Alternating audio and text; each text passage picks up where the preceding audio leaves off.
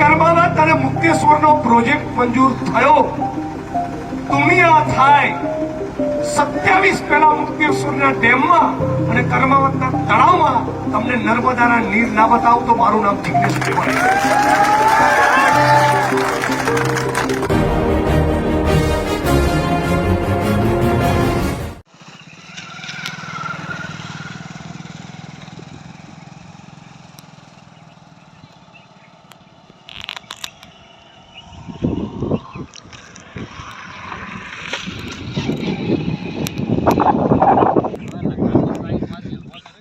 પૂછ શેના માટે આયા તમે?